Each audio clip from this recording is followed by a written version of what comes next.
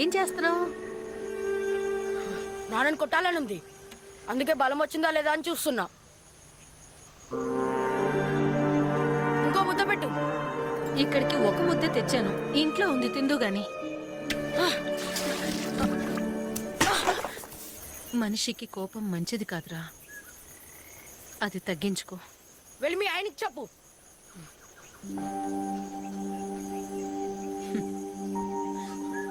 ఆయనే వినేటట్టుంటే నీకెందుకు చెప్తాన్రా?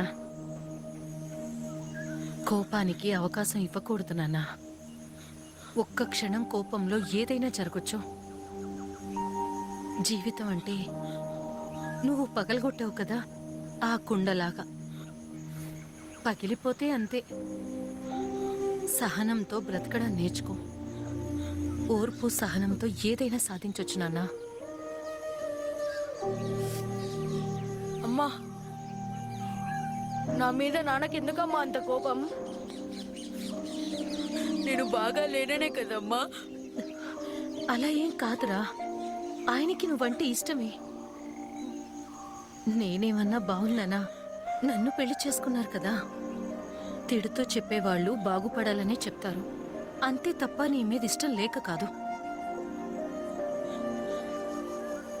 నువ్వు నాతో చాలా బాగా మాట్లాడతావు, అంటే నేను పాడైపోవాలనా? నాకు అన్నీ తెలుసు.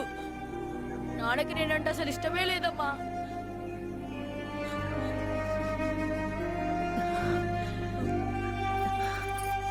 నా కొడుకంటే నాకు ప్రాణం. అలా ఏం కాదు, నీకు తమ్ముడంటే కూడా ఇష్టమే. మమ్మల్ని ఇద్దరిని సమానంగానే చూస్తావు, ఎందుకంటే నువ్వు అమ్మవి.